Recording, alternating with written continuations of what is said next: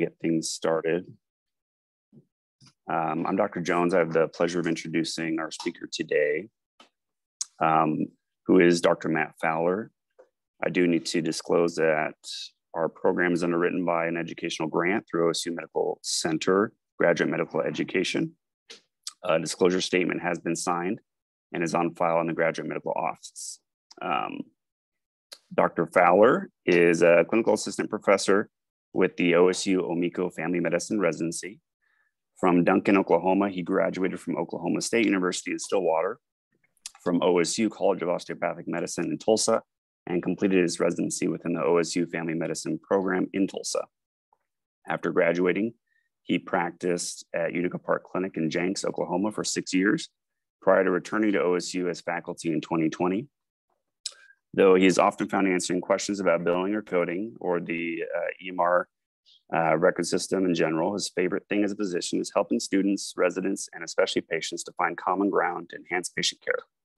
This is what he credits for being named a finalist for Favorite Family Doctor by Tulsa Kids Magazine in 2020. In his real life, he enjoys aerial acrobatics with his wife and daughter, and if not in the air, he's always reading a book.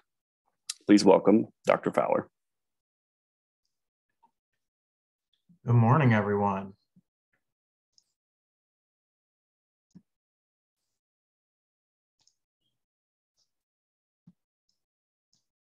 So as Dr. Jones mentioned, I am often reading kind of an alternating version of either self-helpy type things or enrichment type books, alternating with things just for fun. So I started reading a book called Framework for Understanding Poverty, and about 3 or 4 pages in went, oh, this is something that we need to focus on with our students, residents, and ourselves as clinicians, so that we can get to where people are at, so that we can help them get to where they need to be.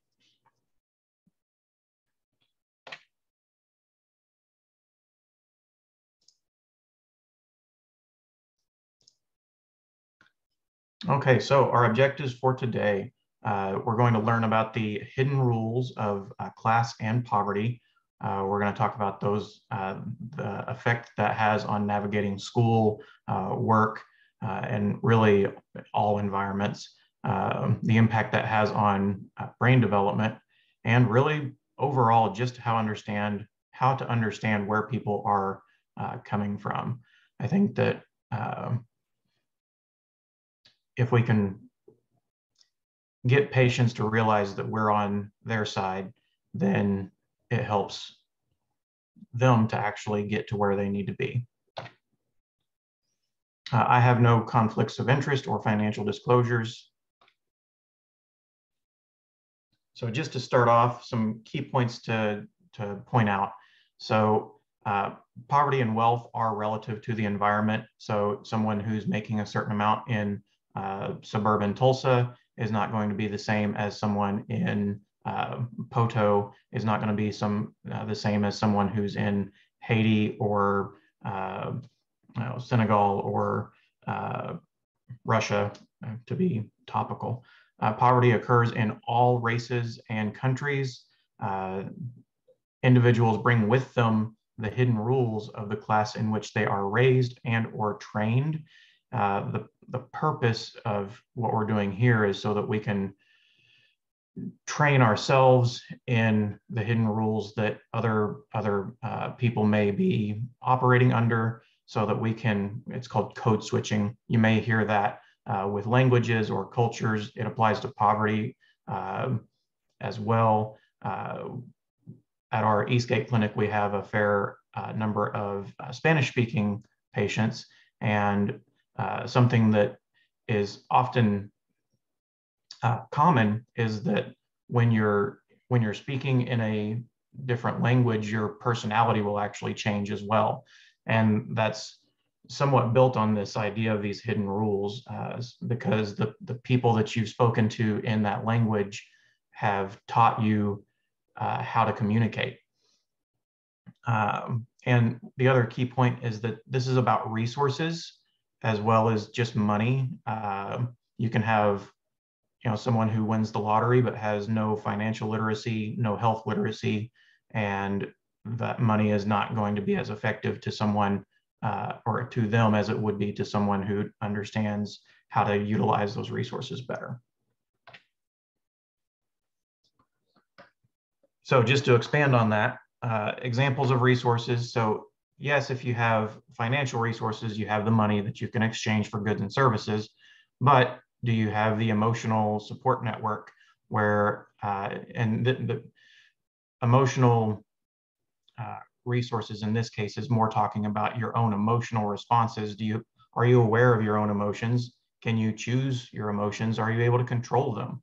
Or are you just going through and responding to everything willy-nilly?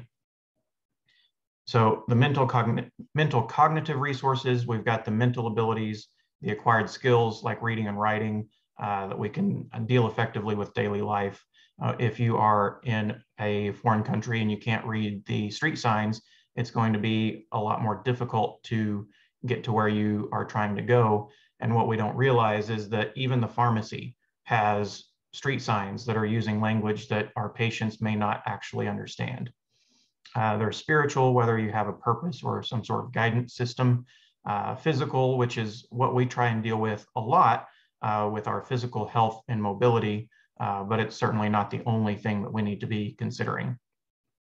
The support system, so that's our friends, family, and even backup resources where they may not be our family, but they could be our chosen family, where my daughter has aunts who are not related to us at all, but they go by Aunt so-and-so because that's the relationship that we have.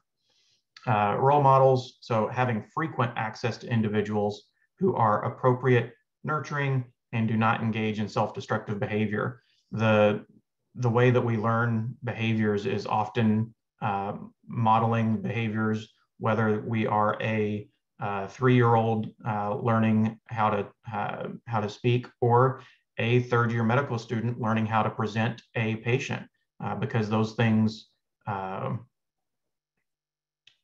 have fairly similar learning roots.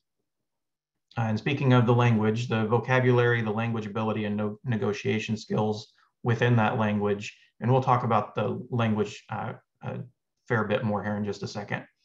But then also just knowing about these hidden rules. So a lot of things, whether it's nonverbal communication, the way that people are sitting or their facial expressions are different from culture to culture, different from place to place, and knowing those unspoken cues and habits means that you're going to be a better communicator. And if you can kind of match that, then people are going to go with you a lot quicker.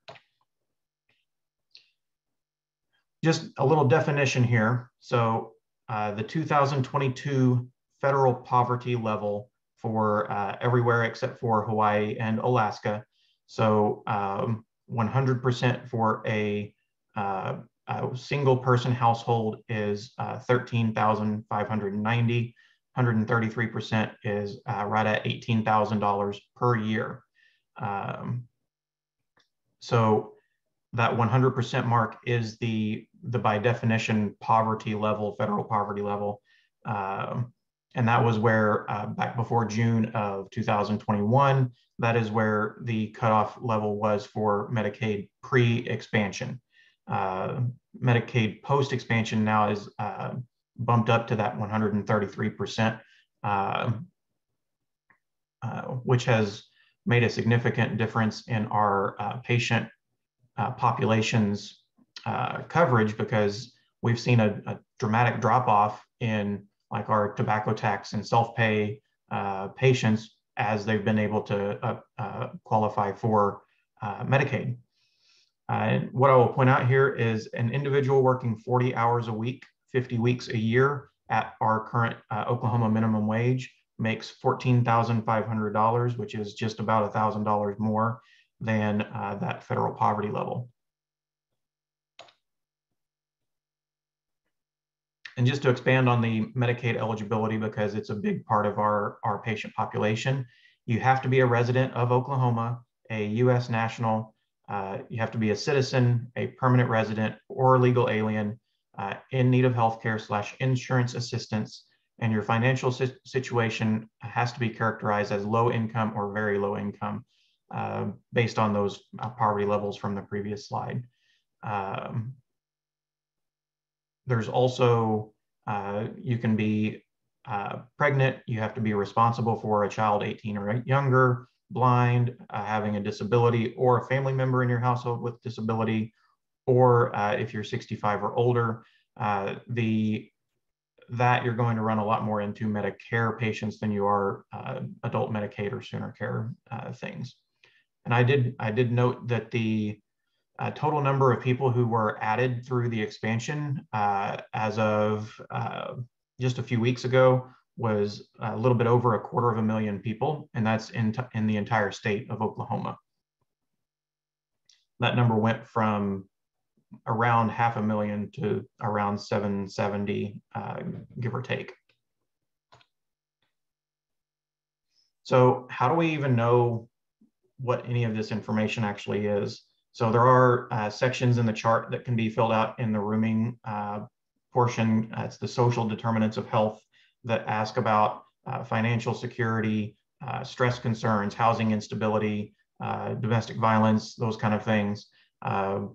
We can learn by asking questions, but often it's the responses to the questions that are not necessarily related to saying, you know, how much money do you make per year?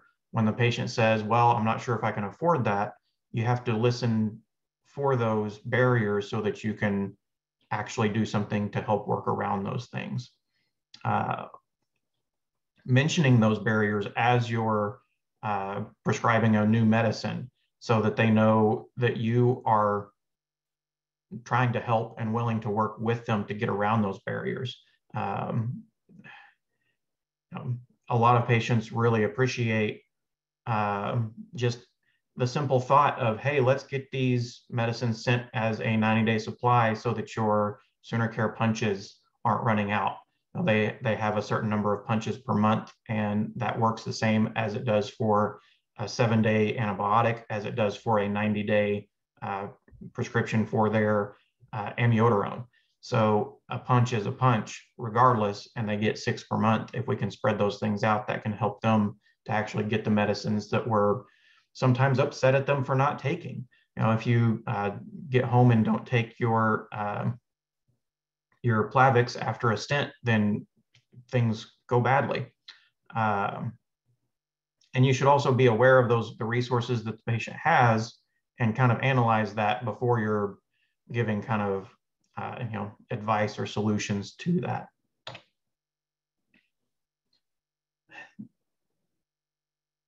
There are a lot of causes of poverty, and the main thing to take away from this is that there's a lot of judgment that happens, especially in Oklahoma, as far as, well, obviously this person's poor because of this, and this, and this. But there are a whole lot of things that go into the arc of anyone's life, and we need to be aware that that's sometimes within our control and sometimes not. So there are things that the individual does, their choices, their behaviors. If they don't have financial literacy, then it's going to be, you can't save if you don't know how to save.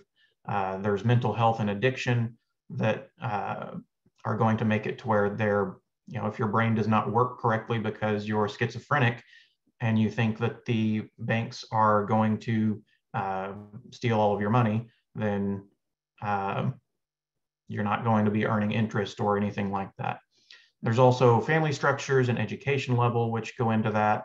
But then really, there's the community conditions. So as Dr. Jones mentioned when in my introduction, I'm from Duncan, Oklahoma, which is the birthplace of Halliburton, Earl P. Halliburton. There's a statue of the guy, in the middle of town.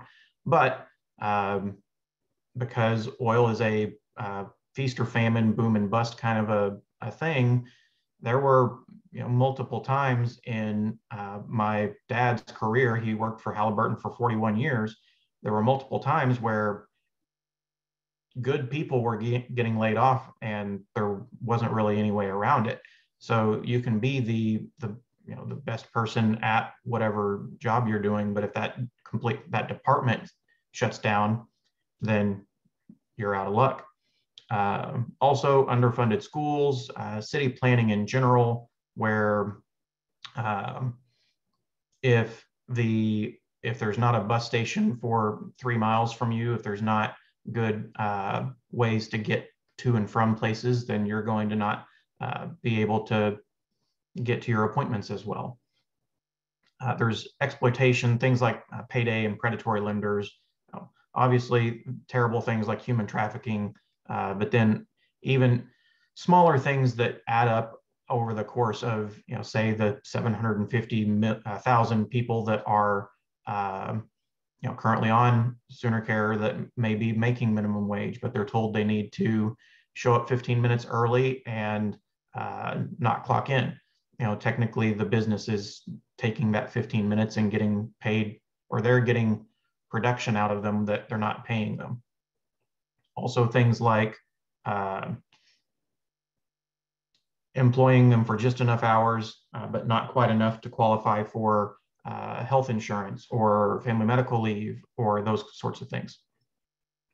And then the overarching thing is things like political and economic structures, things at the city level, the county, the state, national, international levels, things like the real estate bubble, the tech bubble, things that your average person has very, very little control over, but can make a big difference in the way that their paycheck either happens or not, or how long it lasts. One of my kind of favorite parts of this particular topic is this register of language.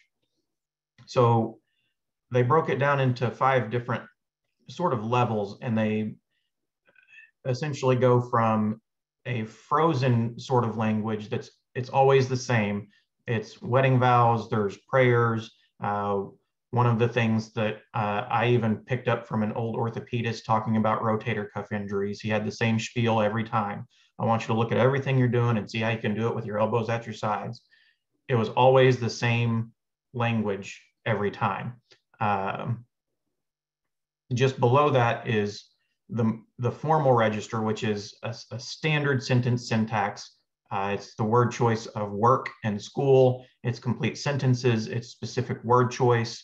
When we are presenting a patient, we're often somewhere in between formal and frozen. Patient is a such and such age, such and such gender, who presents with this, this, and this. That's frozen with some formal mixed in, and we are code switching. We're switching from one register of language to another, even from minute to minute, second to second, day to day. Then there's consultative, which is that formal register, but more when we're using it in our conversations. So we're not necessarily hanging out with our buddies, but we are discussing how we can help a patient, and we're not using the formal presentation format. Then there's casual, so that's the language between our friends.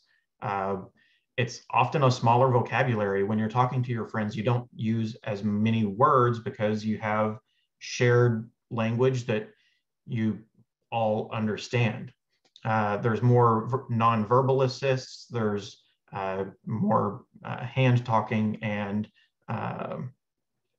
physical touch and all of those kind of things. But the sentence syntax is often incomplete. So you may not be,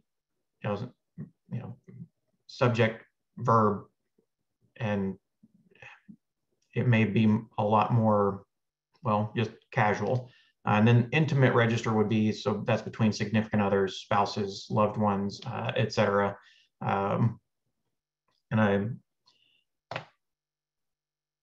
One thing that really struck me on the differences here, and I think we may go have it in a later slide, but one of the big differences between the way that we are thinking about the way that we are presenting a story. We start with chronologically the very first thing that happened. So A leads to B, leads to C, leads to D. The patient has right upper quadrant pain for the last 3 weeks that has been worsening in intensity, et cetera. Whereas the patient who is speaking in a casual register, they will start with the most emotional piece of the story. So this is also often among smaller children, but they may talk about 2 days ago when they ate a cheeseburger and it was the worst pain of their life. And then they talk about 5 days ago, and then they come back to something that was yesterday, and then something 2 weeks ago.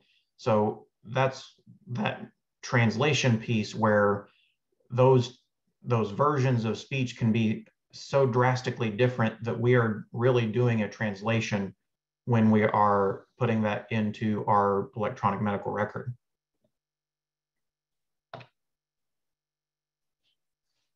Touching a little bit more on the hidden rules, we get those from our environment. So it can be our parents, our family, it can be exposure at school and work, it can be from our attendings, from fellow students, from fellow, whatever activity we are participating in. They can be taught in situations like this where you're learning directly from someone who is supposed to be a role model and educator, that sort of thing. It differs based on the environment. So the example that I really liked out of this was you don't use the same rules in basketball as you do in football. If you are trying to get into the end zone of a basketball court, you're going to have a bad time. If you're trying to get a patient to do something that they don't have any idea what they're even trying to do, that you have to give them that framework first.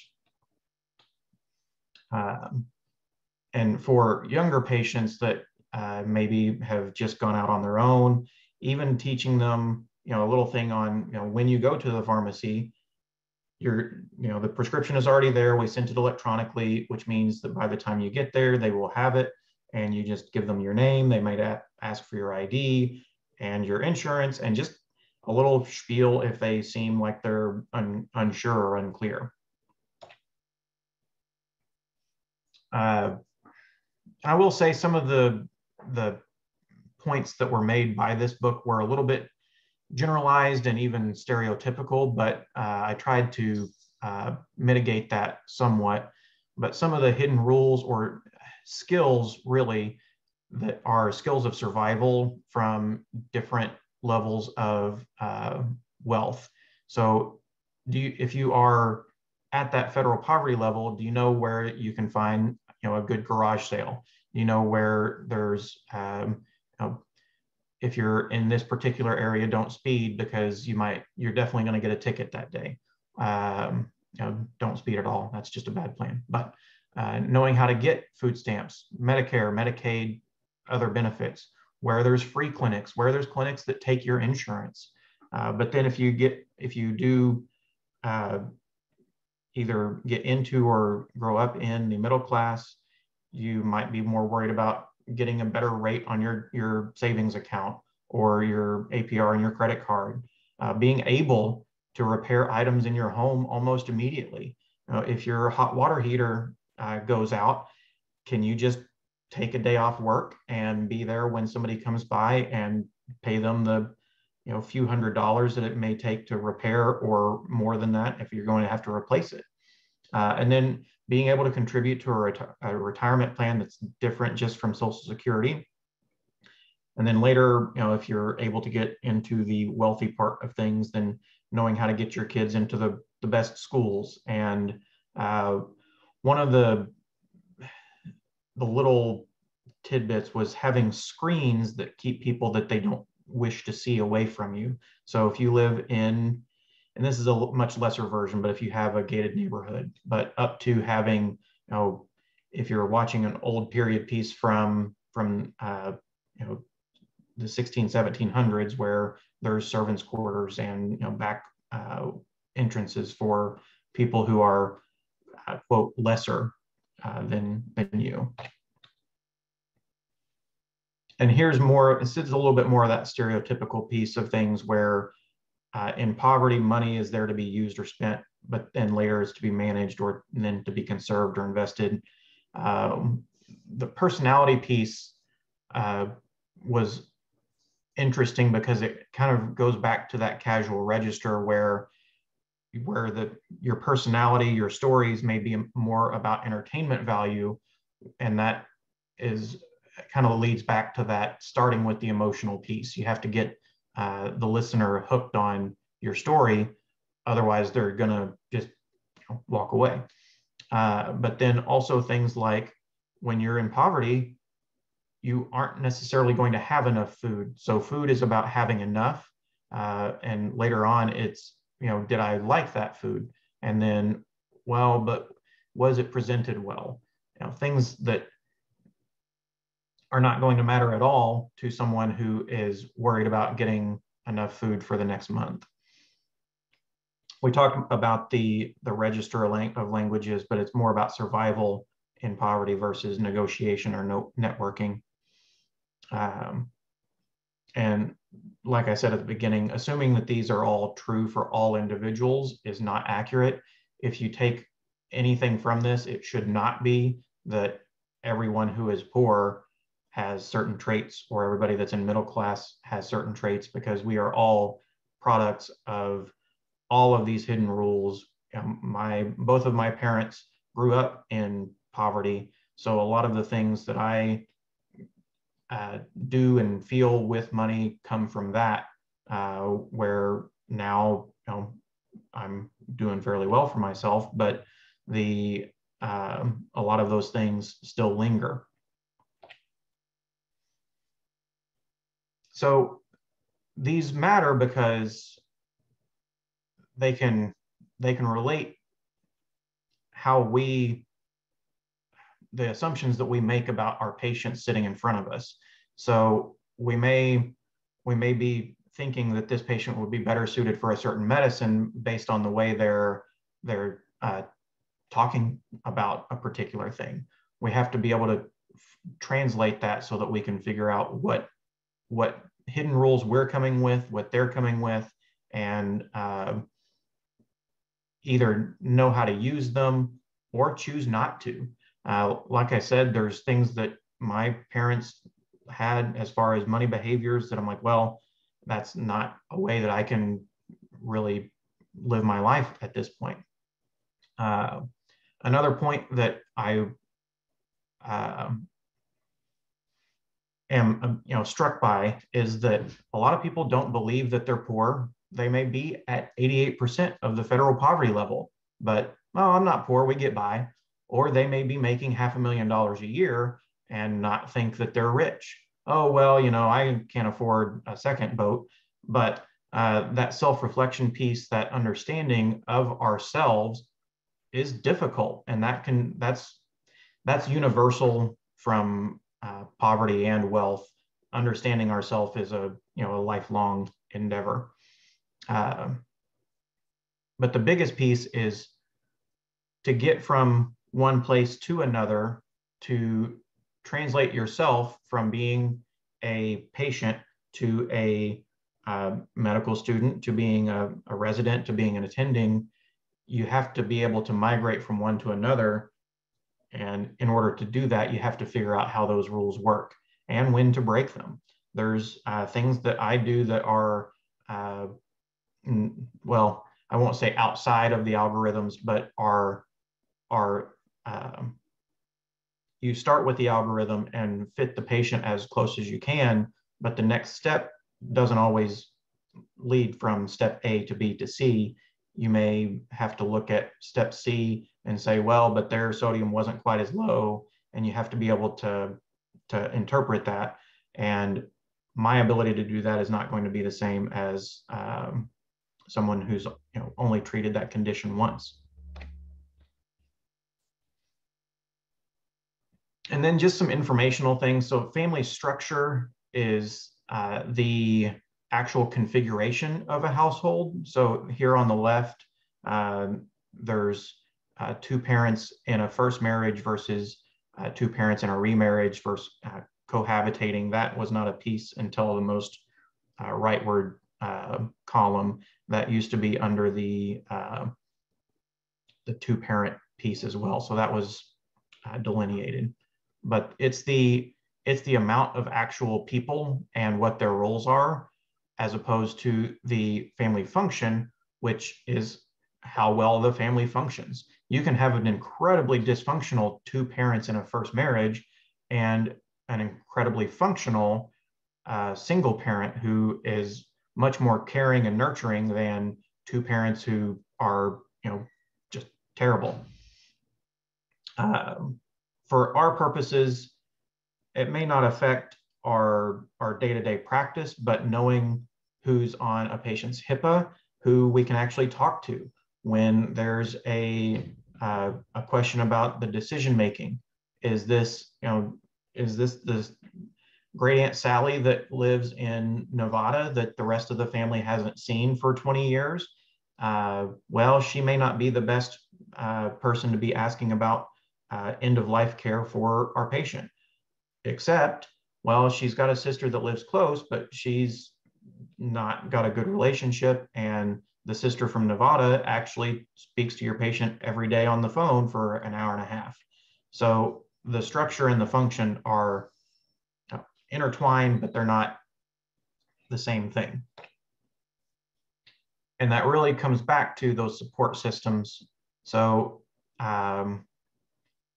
there's the internal pieces and the external pieces where we have our attitudes, our self-talk, that little voice in our head that tells us that, well, yeah, you can do this, or what's wrong with you, or other negative things.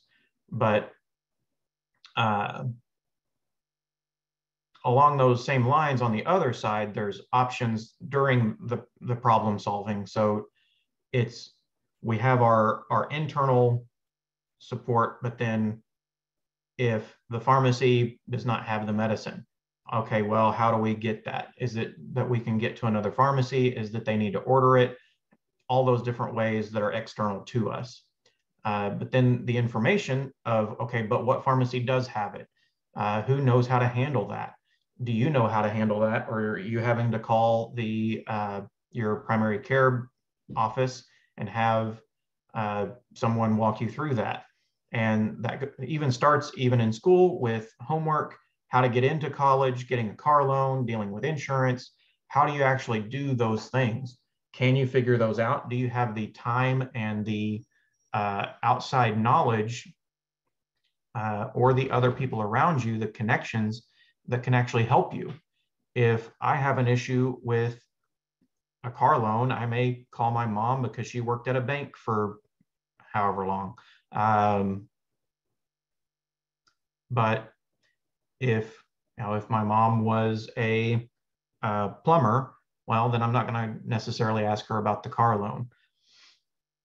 She may still know, but the other piece of the self-talk that I want to mention is that we can even use some of that formal register, even frozen register, as a little bit of a substitute where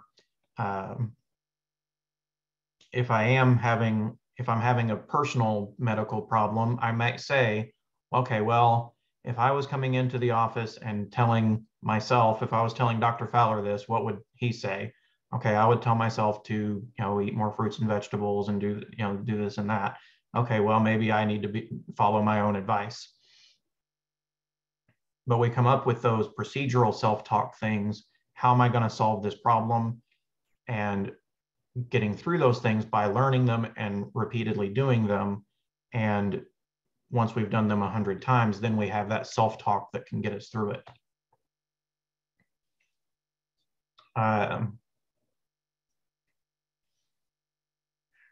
As far as this relationships bank account, the idea is just that everyone you meet, including patients, you are developing a rapport with, you're developing a relationship with. It's not going to be, well, more so likely in the primary care setting if we're seeing a patient every month or more than every year, that relationship builds slowly, but can be broken much more quickly. And we'll notice that with patients when they go to another provider, or they go to in my case, if I refer them to a specialist, they may come back and say, well, that surgeon was just, I didn't feel like they actually listened to me. And they're never going to trust that provider, no matter how long it takes, because if they start off with that withdrawal from that relationship bank account. But a point here that applies to us is those deposits that we put in this effort with our patients. The good things slowly taper, and those withdrawals turn to stone. So if you start off on the wrong foot, you may not ever get anywhere. And even if you have been depositing things over time, people get very upset especially if you break their trust, if you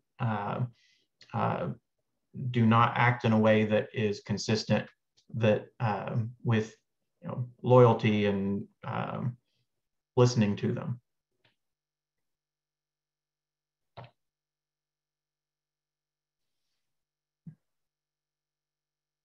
There are a lot of kind of random points from this book, but it's because there are 100 different ways that we can relate to people. And I really, really like to throw a lot of things at someone so that they can say, oh, well, this is kind of like that casual register thing where they're talking all over the place as opposed to having a formalized structure. I need to figure out how to communicate with that person. So the internal voice, it's an idea that we have kind of 3 different versions in our head. That the child voice is kind of our recording of things that have happened to us. It's our felt concept of life, meaning the things that we have felt over time. There's our parent voice, which we often fall into as physicians, where we are instructing, we are prescribing. There's it's the way that we were taught, and we are going to teach others that same way. It can be nurturing and protecting, but it can also very often be critical. It can be controlling. That patriarchal parental view of the physician-patient relationship is not the same as it was 50 years ago, where, oh, well, the doctor said that I need to do this, so it's going to happen. That's the case if you can build that relationship, but not if you're just saying, here, go take this medicine for the rest of your life. And then the adult voice is supposed to be the one that you create out of all of these things. It's more question-based, it's more negotiation-based, it's figuring out when to be instructive or prescriptive, it's when to be creative and playful, it's how to be nurturing and protecting as far as that parent voice, but still feel the child voice and kind of rectify all those things and put it together into something that's functional and whole.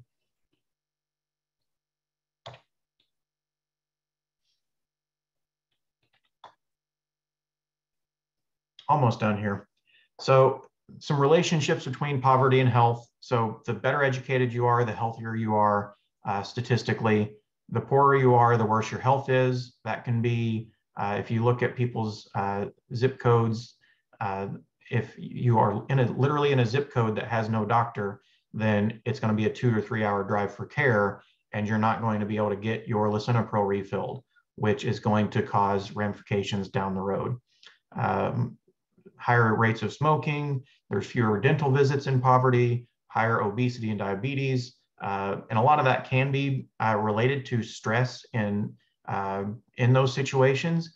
If you're wondering about where you can get food, those cortisol levels are going to go nuts, and you're not going to be able to lose weight as well. There's also just less access to all of these things that are easy for you to get to if you have a car in a in a place like Tulsa that you can drive to where you need to be. I did like I'd never heard the term food swamps before. So food deserts, we've maybe heard some with North Tulsa, where there's grocery stores that aren't available in higher poverty or even segregated areas. But the food swamp, it's where fast food outnumbers the healthier choices. So the food is there, but it's going to be dragging people down rather than being, good, healthy fruits and vegetables and low fat and good nutritional content. And there is legitimate research showing that poor diets and hunger, it leads to poor cognitive function. If you are hungry, your brain does not function like it should. You can't learn like you should. So another point, the meal that we get or that students have for that free and reduced lunch may be the only meal that they have for the day. And that's fine if someone is purposely choosing to do intermittent fasting, 1 meal a day on their own, but that's not the case if it's the only meal because there's not any food in the pantry at home. And there's a lot here. This is about the stimulation of brain development. If you don't have the materials, you're not going to have the stimulation. If you've never, if your school doesn't have art programs, music programs, then you're not going to understand. You're not going to have an opportunity to learn how to play the violin. Random pieces again here, but the amount of language that you hear in your home may be different. In a working class home versus in poverty, you would hear twice as many words by age 4, and then a professional household, twice as many again. It comes down to stressors, things like, are your parents okay? That's a big topic. But then also environmental. If there's lead in the water, your brain's not going to work right. If you're exposed to secondhand smoke, you're going to have less oxygen to the brain. If you have in utero exposure to alcohol, your brain's not going to work as well. Local air quality, even pesticides, mercury, all sort of things like that. Those things affect our epigenetics. They can affect the hippocampus, so we don't learn as well. There's evidence that shows that children with depressed mothers have higher levels of cortisol output. But this was a fairly small study, but there was an EEG comparison between patients who are 9 and 10-year-olds who grew up in poverty versus a higher income. And they had patterns that were seen in strokes in the prefrontal cortex, that decision-making piece of things. So what can we do with all of this? We may use visual images to help patients understand what we're talking about. We've got to be willing to rephrase, to code switch to on level or on culture vocabulary or descriptions. It doesn't mean that we have to dumb it down. It just means we have to be speaking the same language. We can also help the patients figure out a tangible reward system. I spend a lot of time with well-child checks talking about things like reading together, because if you change how many words they've been exposed to, that makes a big difference later on. Doing meals without TV so that they have that nurturing time together, and just managing the information overload. Change one thing, don't change 4 different medications if you have another option. And treating people as problem solvers. These are skills. They're not, these are not things necessarily that have to be holding patients back. They can be used as skills. They can be used as survival techniques, as long as they are actually functional and helpful.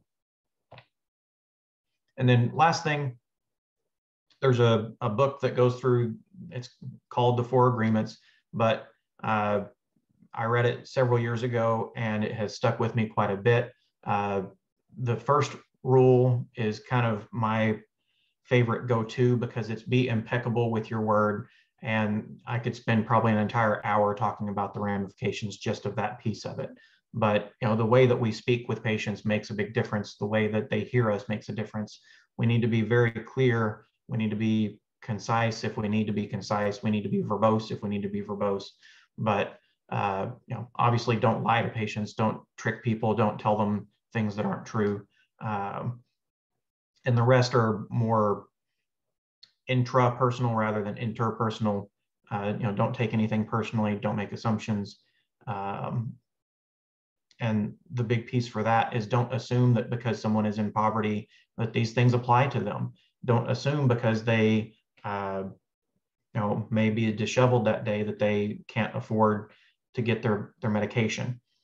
And then always do your best. I mean, that sounds silly and stupid, but if we're not always doing our best, then we are affecting patients' lives for the worse. We're making it to where students are not hearing us, residents are not hearing us, other attendings are not hearing us, and we're affecting patients' lives over the course of the next few decades, hopefully several.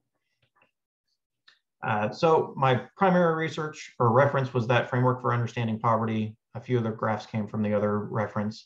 And then if you have interest in the 4 agreements, it's available on Kindle and all that sort of thing.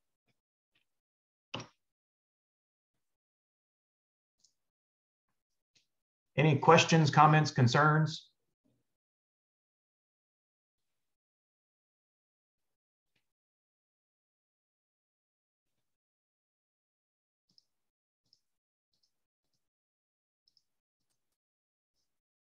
Okay, well, if anybody does want to get in touch with me about any of these things, you can email me through your OK State, matt.fowler@okstate.edu.